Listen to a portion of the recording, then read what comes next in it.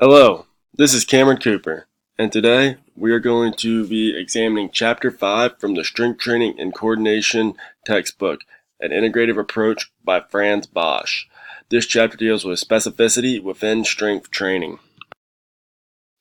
So to start, before we even really dive into this chapter, I just want to say I think Bosch has gotten very repetitive throughout this book. I feel like I have already heard this lecture 3 or 4 times already, and I don't know if it's just because he always makes little notes to it throughout the other chapters, but I do feel like we've constantly attacked this same sort of subject that he's going to be going over in this chapter, and I feel like he still has yet to offer a true solution.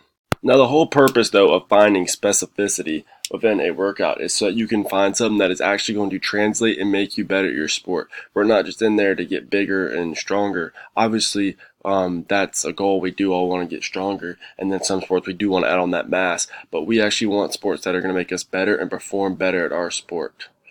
Like, it wouldn't make sense for a tennis player to go into the weight room and get as big as possible. They're going to want to do stuff that's going to make them able to hit the ball harder and be able to move around the court a little quicker.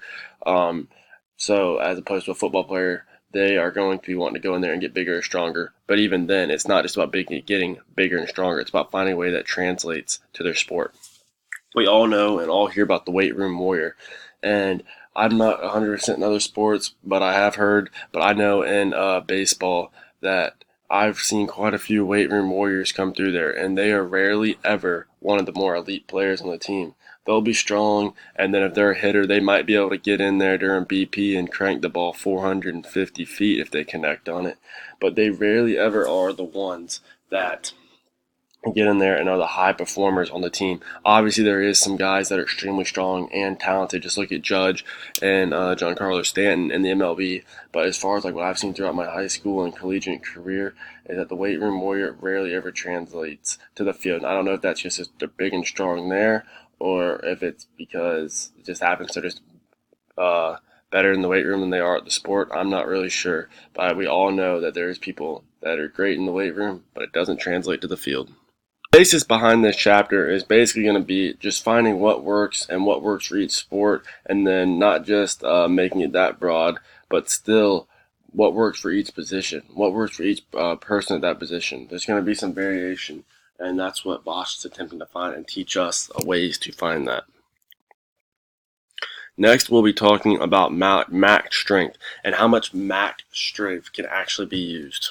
The book says a person will be able to use about 75% of the muscle fibers or so within a muscle if they just go into it and they're not as familiar with the motion, or if they don't really know how to properly get the most out of their motion.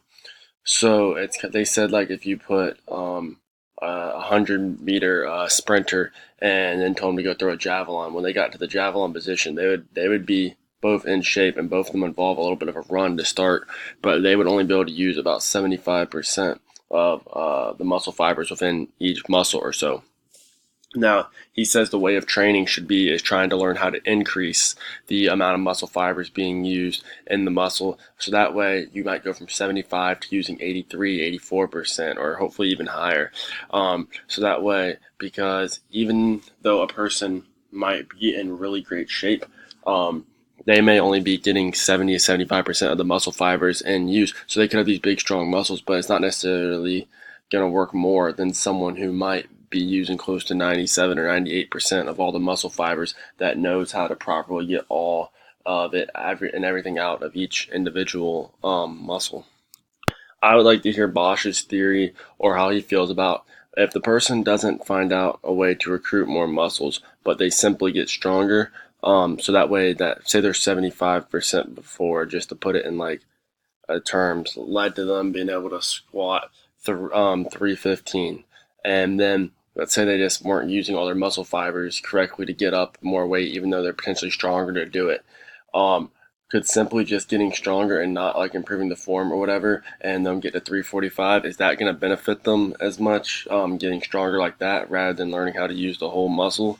Or is using the whole muscle always going to be better for a particular reason? One thing I enjoyed talking about in our first meeting with UT Hall, and then something that kind of got at in this book was just because you're super strong doesn't necessarily mean you're going to be able to use all that strength, because we translated this to talking about pitching. We got Aroldis Chapman over here who sinks way in on his back leg, more than any other pitcher in the game. And I couldn't really get a good picture of it, so that's sorry I got a blurry one here. But this shows how much deeper he's getting into it, where a lot more pitchers are up tall on that back leg. And so my idea was, so that would make sense. If we're squatting deeper into that motion, we're going to be able to explode harder out, and that should lead to us throwing harder. But I thought the good point was saying, hey, just because we have all this strength doesn't mean it's necessarily going to work, because if we get down past our a strong range of motion where we aren't as flexible down there or able to get moving as quickly, then that is going to lead to limited that's going to end up making us weaker than if somebody just went down a little bit on their back leg where they were in their more comfortable range of motion and their more strength where they can succeed. So I would wonder, is it more important, and we talked about this in our weekly meeting, to do squats that are going to be more at that range of motion, so they're working on exploding from the actual range they're doing, or from the range that they're getting down in that back leg kick, or would it be more important to work on the range of motion so that they can get down in there? And I think it could be a combination of both, but I think flexibility so that you can get yourself into a position to generate that strength would be a good way to do it, because just because you're able to squat maybe 400 plus pounds doesn't necessarily mean that's going to help you if you can't get down as much as someone who maybe they squat less, but they know how to use that strength and they have the range of motion to get down low and explode hard out of it to generate more velocity. The book also talks about how are you going to do, like when it's fast reflex, when you have to generate those muscle fibers quickly. Someone can be really strong, but what if they're not able to generate their muscle fibers as quickly as someone else?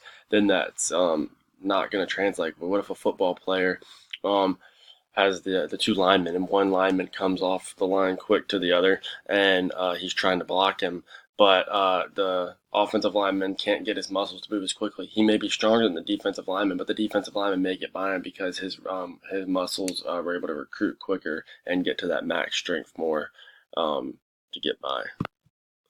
Next, we're going to talk about overloading the stimulus. Well, first off, what does that even mean? Basically, that means adding anything greater, any resistance greater than what the body normally would encounter during the movement. So, like, basically just, there's going to be higher levels of resistance than others. Like, obviously, like if you're squatting with 400 pounds on your back, that's going to be probably overloading your stimulus. But it could be something as simple as putting this light band around your ankles and doing shuffles side to side, and that would be technically overloading the stimulus because you're not going to have that resistance when you're normally doing something. We talked in class, though, about the sprinting, and we talked about how that's generating more force and putting a lot more overload on the legs when doing that than necessarily doing a squat. Now, the problem with a lot of people see and don't agree with that is because obviously when a person's doing a squat, their legs a lot of times are going to feel more fatigued afterwards than doing some sprints, and it seems a lot harder than doing the sprints. But my theory behind that is that if we were just squatting at the top of the motion or as deep as you get into, or your legs go down during a sprint, then you might see the sprint where that could affect more. But I feel like the squat, you feel it more, and people think that is the better workout, which obviously it does have proven success to build mass.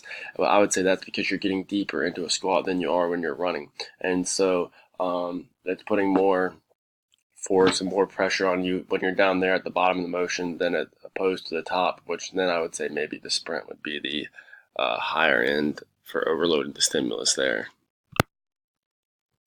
Next, we're talking about machine workouts, and they're not too big a fan of these machine workouts because I understand why, but because when you're doing an actual workout, there's more than just you being able to push up the weight. There's also the fact that you have to be able to keep yourself in line and keep yourself within the proper form going up. When you're doing it on a machine, it basically eliminates all that, and it does it for you. It limits the number of joint angles, and so like when you get in the machine, it's basically telling you exactly what you're going to do. Like when you go on the curl machine, your arms are there, and you can literally only pull that curl up. Whereas when you get out into doing it, like an actual curl, there's going to be you having to keep your body right and all this stuff, as opposed to the machine. When you're working on a lot of these machines, outside of maybe like a leg press or leg push, whatever, a lot of these muscles are really just working one specific muscle. In sports, we know you're never going to use one specific muscle, so we don't really know how beneficial that is to actually get in there and just work one specific muscle. Because when you work one specific muscle, Bosch says it is definitely really not going to translate. Um, but what I have to say though is, yeah, I would never suggest these really for an athlete simply because it does push on one certain thing, like one certain muscle group. And then a lot of people talk about how it uses the book example in the book, and I can attest to this from my own lifting experiences, is that when you get in there and like say you're squatting on a Smith machine, it feels harder to squat on that with that preset angle that it gives you. That's than when I'm doing it myself. I feel like there is like a little bit like something else just resisting. Like I don't know if it's mental or if it is like the actual angle, but yeah, it does seem to some of it does seem to translate a little bit differently than you would hope. I do think though these could be great workouts, and I'm not knocking them if it's just for the regular person. Like if it's just for a person that wants to go get strong, like if it's just a person that's not that in tune with working out, like they don't have a lot of experience, I would say heck yes, these are fantastic because it explains you on there. It's better than doing nothing, and it is going to actually, yeah, you will get stronger on these things, and it's just going to be in specific groups. Or if you're a guy who is very familiar with working out, but you really just want to get certain muscle groups working so you can get stronger in certain areas, make certain areas pop a little more, then yeah, I would suggest these if it's not for a sporting purpose, because that will get that certain area that you want and what you desire to be bigger or stronger or have a certain look. It is going to help you achieve that. And so then we move into talking about proprioceptive movements. This was something that he talked about as part of trying to figure out the specificity within training, and this is something that I've had a few thoughts about over time. Proprioception is basically knowing where your body is in space at any given time. It's basically your body being able to adjust throughout certain different situations and know exactly where it is so that you're not actually having to think about what you're doing.